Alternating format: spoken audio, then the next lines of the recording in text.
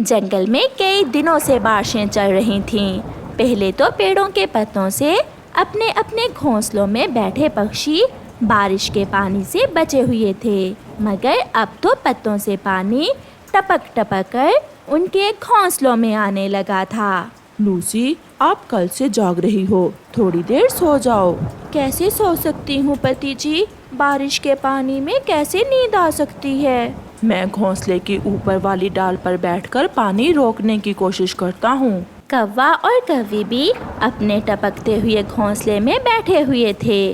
कालू जी, अगली बार तो हम बरसात का मौसम शुरू होने से पहले पहले ही अपने लिए पक्का लकड़ियों का घर बना ही लेंगे। हर बार यही सोचते हैं, मगर जैसे ही बरसात गुजरेगी हम सब भूल जाएंगे। अब तो बारिश के पानी से भीग भीग कर मेरे पंख में दर्द होने लगा है। लाओ पत्नी जी, मैं दबा देता हूँ। मिट्ठू और हरियाली तोती सहमे हुए थे।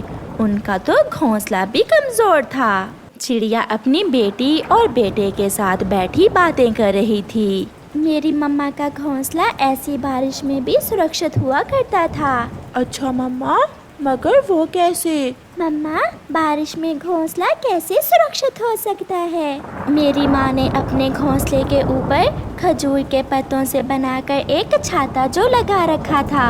खजूर के पत्तों से छाता? मम्मा, वो तो हम भी बना सकते हैं। हाँ बेटा, मगर इस जंगल में कोई खजूर का पेड़ भी तो नहीं है। है मम्मा, पहाड़ों के पास 2 बड़े खजूर के पेड़ हैं। मैंने कल देखे थे। तो फिर आपने मुझे पहले क्यों नहीं बताया? बेटी चले, हम अभी खजूर के पत्ते लेकर आते हैं। ऐसे मम्मा चिड़िया अपने बच्चों के साथ खजूर के पत्ते लेने चली जाती है। बारिश में उड़ना मुश्किल तो था, मगर बच्चे तो खुश थे, क्योंकि उन्हें पता था कि छाता बन जाने के बाद वो सुकून से सो सकेंगे। मम्मा, ये रहे वो पेड़। हाँ बेटी, सच, ये तो खजूर के पेड़ ही हैं। मुझे तो इनके बारे में पता ही ना था। फिर मम्मा चिड़िया खजूर के पत्तों से कुछ पत्ते तोड़ती है। वो सब वापस आ जाते हैं। वो अपने घोंसले वाले पेड़ के नीचे बैठ जाते हैं। बच्चों, मुझे देखते रहना कि मैं कैसे इन पत्तों से छाता बनाती हूँ। मम्मा, आपने ये सब कहाँ से सीखा? मैं अपनी माँ को देखा करती थी जब वो अपने घोंसले पर लगाने के लिए छाता बनाया करती थी। फिर मम्मा चिड़िया काम शुरू करती है और थोड़ी ही देर में मम्मा चिड़िया अपने लिए एक मजबूत और सुंदर छाता बना लेती है। काम हो गया। अब हम इस छाते को अपने घोंसले के ऊपर लगा लेते हैं। वाह, कितना सुरक्षित हो गया अब हमारा घोंसला। बारिश का पानी भी नहीं है, अब मैं मीठी नींद सो सकूंगा। बच्चे थके हुए थे, वो थोड़ी ही देर में सो जाते हैं। मम्मा चिड़िया अपने बच्चों को सोया हुआ देखकर बहुत खुश थी। कालू, वो देखो सामने, छोटी चिड़िया ने कैसे अपने घोंसले को बारिश के पानी से बचाया है। चलो हम भी जाकर चिड़िया से पूछते हैं। वो कोई अजीब सी चीज है, जाकर देखते हैं। कौवे चिड़िया के पास आते हैं। कमाल है चिड़िया, बाहर बारिश और तुम्हारा घोंसला पानी से बचा हुआ है। इसे छाता कहते हैं।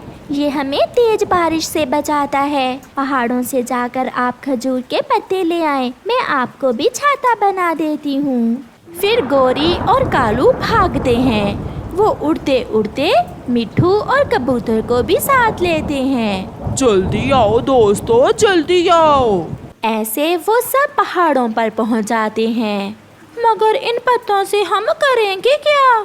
देखते जाओ, चिड़िया इन पत्तों से हमें क्या बना कर देती है। फिर वो सब खजूर के पत्ते लेकर चिड़िया के पास पहुंच जाते हैं। इतने सारे छाते मैं अकेली कैसे बनाऊंगी? चिड़िया प्लीज, अपने घोंसले की तरह हमें भी बारिश से बचा लो। मम्मा, मैंने सीख लिया है, मैं आपकी मदद करूंगी। फिर चिड़िया और उसकी बेटी गुड़िया सब पक्षियों के लिए एक एक छाता बना देती हैं। आज रात बारिश तो थी, मगर सभी पक्षी अपने अपने घोंसलों में सोए हुए थे, क्योंकि अब वो भीगने से जो बचे हुए थे। रानो चिड़िया, लूसी और उसका पति कबूतर, हरियाली और उसका पति मिट्ठू तोता सब नदी के किनारे बैठे पिकनिक पे जाने का प्रोग्राम बना रहे थे। दोस्तों, हम हर वक्त घर बनाने, खाने पीने और बच्चों की फिक्र में लगे रहते हैं। क्यों ना हम इस बार पिकनिक पर चलें? हाँ, ये तो बहुत अच्छा विचार है। कभी कभी हमें एंजॉय भी करना चाहिए, वरना जिंदगी बेरंग लगने लगती है। हाँ, चलते हैं। मौसम भी अच्छा है और बच्चे भी खुश हो जाएंगे। हरियाली और लूसी, क्यों ना हम गोरी कवि को भी साथ ले चलें? ले जाने को तो ले जाएं, मगर रानो तुम जानती हो वो झगड़ती ही रहेगी हमसे। कोई बात नहीं, उसे यहाँ ऐसे छोड़कर जाना भी तो अच्छा नहीं लगता। हाँ ठीक है, चलो सब चलने की तैयारी कर लो। फिर सब पक्षी अपने अपने घरों को चले जाते हैं और अपने अपने बच्चों को पिकनिक के बारे में बताते हैं। सब बच्चे बहुत खुश होते हैं। कितना मजा आएगा मम्मा, हम सब पक्षी एक साथ। मुझे तो सोचकर ही इतना मजा आ रहा है। मेरी सहेलियां भी मेरे साथ होंगी, खूब मजा आने वाला है। फिर चिड़िया कवि के घर जाती है। गौरी बहन, हम सब ने पिकनिक पे जाने का प्रोग्राम बनाया है, क्या तुम भी हमारे साथ चलोगी? ना बहन, हम नहीं जाते। ऐसे ही फजूल में थक थका कर आ जाओ, क्या फायदा भला ऐसी पिकनिक का। नहीं मम्मा, हम जाएंगे। मम्मा, सब जा रहे हैं, हम भी जाएंगे। जग्गू और सुंदरी दोनों रोने लगते हैं। गौरी, तुम भी ऐसे ही बच्चों को रुलाती रहती हो। चिड़िया बहन, हम भी जाएंगे। कब निकलना है? बस 1 घंटे बाद जाना है, तब तक आप तैयारी कर लो। ये कहकर चिड़िया वहाँ से चली जाती है। अब देखो कितना सुकून हो गया है इन्हें पिकनिक का सुनकर। फिर सब पक्षी पिकनिक के लिए निकल जाते हैं। गुड़िया और सुंदरी दोनों बातें करते जा रही थीं। सुंदरी, वो देखो, दूर से बहता पानी कितना प्यारा लग रहा है। हाँ गुड़िया, ये तो बहुत सुंदर है। यहाँ इधर देखो कितने प्यारे फूल हैं, और वो देखो तितलियाँ। तितलियों को देखकर गुड़िया तो तितलियों के पीछे पीछे जाने लगती है। अरे गुड़िया, कहाँ जा रही हो? रुको। फिर सुंदरी भी गुड़िया के पीछे चली जाती है। गुड़िया और सुंदरी तितलियों के पीछे जाते जाते बाकी सब पक्षियों से बहुत दूर चली जाती हैं और उन्हें इस बात का एहसास ही नहीं होता। अरे, गुड़िया कहाँ गई? मेरी सुंदरी भी नहीं है। सब पक्षी बहुत परेशान हो जाते हैं और गुड़िया और सुंदरी को ढूंढने लगते हैं। न जाने मेरी सुंदरी कहाँ चली गई। गौरी बहन, रोने का कोई फायदा नहीं, चलो हम मिलकर उन्हें ढूंढते हैं। अब कर लो एंजॉय। बड़ा शौक था ना पिकनिक मनाने का। मेरी बेटी पता नहीं कहाँ चली गई। ये तो सच में बहुत सुंदर तितली है। सुंदरी, देखो कितनी प्यारी है, इसमें कितने सारे रंग हैं ना। मगर जब गुड़िया पीछे देखती है तो सुंदरी भी वहाँ मौजूद ना थी। अरे, कहाँ गए सब? फिर गुड़िया रोने लग जाती है। सुंदरी, मम्मा, कहाँ गए आप सब? इतने में वहाँ सुंदरी आ जाती है।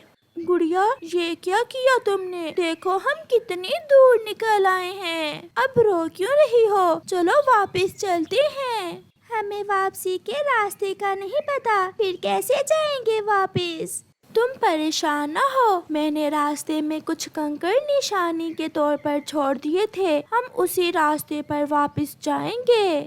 फिर वो दोनों सहेलियां ऐसा ही करती हैं। बाकी पक्षी भी उन्हें ढूंढते ढूंढते वहीं आ जाते हैं।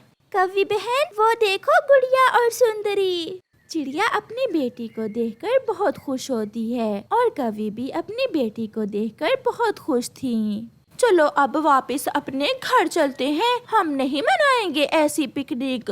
क्या? हमें तो अभी आगे जाना था। मम्मा, मैं वादा करती हूँ, अब मैं आपको बताए बिना इधर उधर नहीं जाऊंगी। प्लीज चले ना?